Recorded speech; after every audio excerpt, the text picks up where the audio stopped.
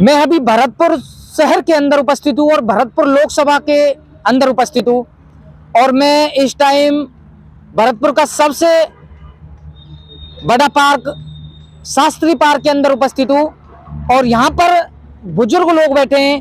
मेरे हिसाब से आप देखोगे तो तकरीबन 50-60 साल एज के लगभग यहाँ पर सारे लोग बैठे हैं, उससे ज़्यादा भी हो सकते हैं। तो आप एक बार देख सकते हैं लोकेशन में भरतपुर के शास्त्री पार्क के अंदर उपस्थित हूँ और आज चुनावी चर्चा करेंगे, इन लोगों से जानेंगे भरतपुर लोकसभा क्षेत्र में इस बार किसका पलड़ा भारी है। भारतीय जनता पार्टी ने भरतपुर लोकसभा क्षेत्र से रामस्वरूप कोहली जी को अपना प्रत्याशी बनाया है और संजना जाटव जो कठुमर विधानसभा क्षेत्र से अपना चुनाव लड़ चुकी हैं और हार चुकी हैं। संजना जाटव को कांग्रेस ने भरतपुर लोकसभा क्षेत्र से अपना प्रत्याशी बनाया है और यहाँ पर हमारे साथ में आज लोग बैठे। क्या नाम अंकल जी? जयपाल सिंह। अच्छा जी। भारतीय जनता पार्टी के लोकसभा क्षेत्र भरतपुर से प्रत्याशी हैं रामस्वरूप कोहली जी और संजना जाटव जी कांग्रेस के प्रत्याशी हैं भरतपुर लोकसभा क्षेत्र से जी। तो किसका माहौल बन रहा है? यहाँ तो बीजेपी का माहौल है और प्रधानमंत्री मोदी का माहौल है। अच्छा, मोदी के नाम पर वोट पड़ेगा। प्रत्याशी कांग्रेस के लोग ये बोलते हैं कि उनके पास में 4 मुद्दे हैं। हाँ। हिंदू मुस्लिम और मंदिर मस्जिद। नहीं, मंदिर मस्जिद हिंदू मुस्लिम तो कांग्रेस पहले से ही करती चली आ रही है। 70 साल से हिंदू मुस्लिम तो उन्होंने ही किया, कांग्रेस ने। अच्छा भाई, मुस्लिमों का एक बात बताओ, मुस्लिमों का तुष्टीकरण किसने किया? कांग्रेस ने किया। अच्छा भाई, अल्पसंख्यक आयोग, जब तुम सेकुलर मुल्क है तुम्हारा, तो अल्पसंख्यक आयोग काय को बनाया? अल्पसंख्यक मंत्रालय काय को बनाया? तो ये कांग्रेस ने किया है। बीजेपी ने कब किया है? हिंदू मुस्लिम बीजेपी ने नहीं किया, तो ये कांग्रेस का मुद्दा रहा है। मेरा दूसरा सवाल जी, जब से प्रधानमंत्री मोदी जी भारत के प्रधानमंत्री बने 2014 से 2 बार बन गए वो, तब से राजस्थान की 25 लोकसभा सीट बीजेपी के खाते में जाती हैं। हाँ। तो इस बार क्या आपको देखने को अलग कुछ मिलेगा या इस बार भी 25 की 25 सीट बीजेपी को जाएंगी इस बार? अच्छा, 25 की 25, एक भी सीट नहीं जा रही है कांग्रेस को। इनसे बात करेंगे, जानेंगे, क्योंकि जो असली ज्ञान होता है वो इन लोगों के पास होता है और ये आपको आज बता देंगे कि भरतपुर में किसका पलड़ा भारी है, भारतीय जनता पार्टी या कांग्रेस। तो आज इनसे बात करके और आपको बताएंगे और वीडियो को शेयर करना ना भूलें दोस्तों। भरतपुर लोकसभा क्षेत्र के अंदर सबसे ज्यादा वोट है जाट की। हाँ। जाट समाज की वोट है। हाँ। और इस बार जाट समाज थोड़े से नाराज हो रहे हैं क्योंकि केंद्र सरकार ने उनको आरक्षण नहीं दिया। हाँ। भरतपुर और धौलपुर के जाटों को तकरीबन 2 महीने से वो जयचौली में आरक्षण के लिए धरना भी दिया था उन्होंने जी। तो इस पर क्या कहोगे? ये राज्य से पहले भी जो आरक्षण दिया गया था, पहले भी बीजेपी गवर्नमेंट ने दिया था। अटल बिहारी वाजपेयी की सरकार में पहले आरक्षण जो मिला था, ये 2 जिले रह गए थे, भरतपुर और धौलपुर। बाद बाकी ऐसा नहीं है। और रहा सवाल इस बात का कि आरक्षण का, तो आरक्षण के लिए तो पहले सैनी समाज ने भी आंदोलन किया है, गुर्जर समाज ने भी आंदोलन किया है, सभी समाजों ने किया है। अब इसका निपटारा तो कोई न कोई कमेटी बना करके ही होगा। अच्छा। ये अगर जाट कहीं खिसक गए बीजेपी से? नहीं, जाट नाराज नहीं है, जाट नाराज नहीं है। नेम सिंह फौजदार जी तो कह रहे हैं कि जाटों को घर घर गंगा जल उठवा रहे हैं कि इस बार बीजेपी में वोट देना ही नहीं है। अरे हम क्या कह रहे हैं आपको, नेम सिंह फौजदार जी तो जुड़े हुए नहीं। आप एक बात बताओ, आप विश्वेंद्र सिंह जी कैसे हार गए?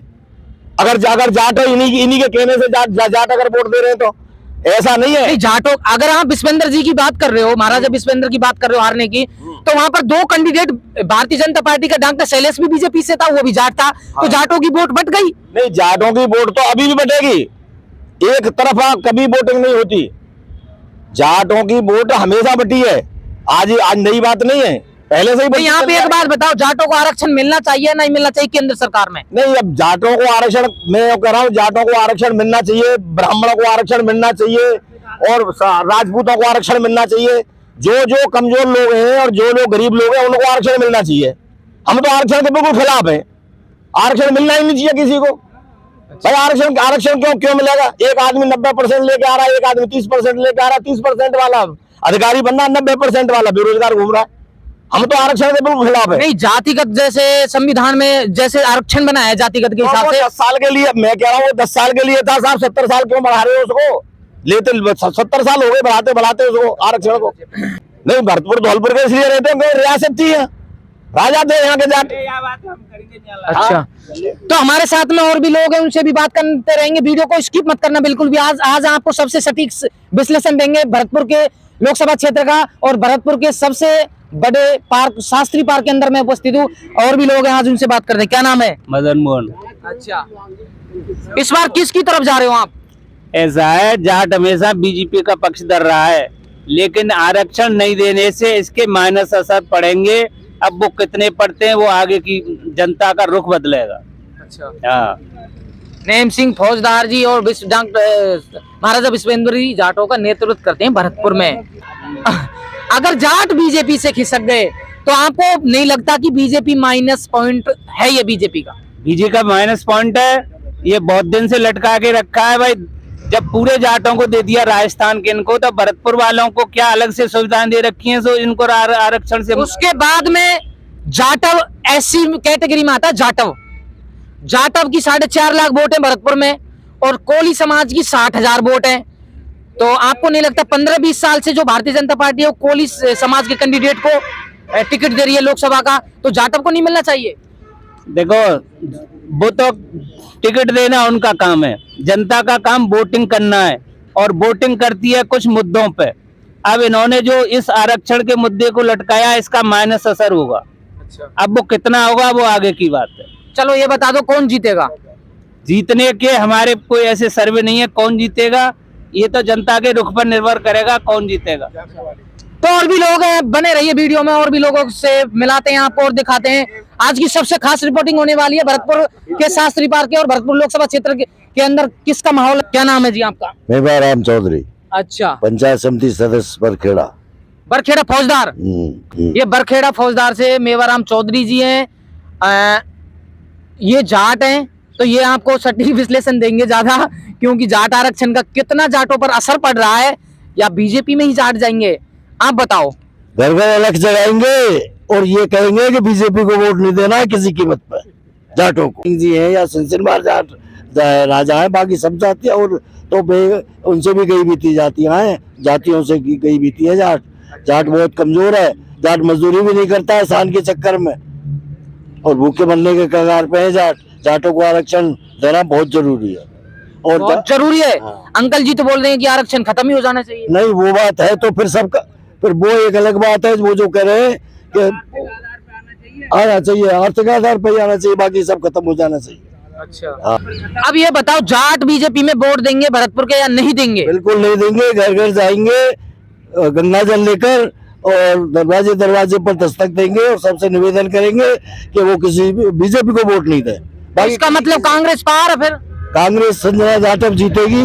युवा चेहरा है, और बिल्कुल सबसे कम उम्र की उम्मीदवार है, और बहुत कितने वोटों से? और पढ़ी लिखी है, और लाखों वोटों से जीतेगी। अच्छा, 30 लाख वोटों से जीतेगी वो। कितने से? 30 लाख से। इतनी तो टोटल वोट भी ना है। तो जब तो कह रहे हैं, मैं जब तो कह रहा हूँ आपसे। आदरणीय ये है कि मेरे भाई चौधरी जी, मैं भी फौजदार हूँ, जाट हूँ, सिंसरी का हूँ। अच्छा, रघुवीर सिंह मेरा नाम है। अच्छा, निवेदन ये है कि यहाँ केवल एक माहौल है, बीजेपी का माहौल है, मोदी का माहौल है, और शर्मा जी जो हमारे मुख्यमंत्री जी बने हैं राजस्थान के। अच्छा, एक बात बताओ, अभी वर्तमान में भरतपुर लोकसभा क्षेत्र से रंजीता कोहली जी सांसद हैं। हाँ, उन्होंने कैसे काम कराए? बहुत अच्छे काम कराए। फिर उनका टिकट क्यों काट दिया? टिकट क्यों काट दिया कि उनसे सुपीरियर कैंडिडेट मिल गया।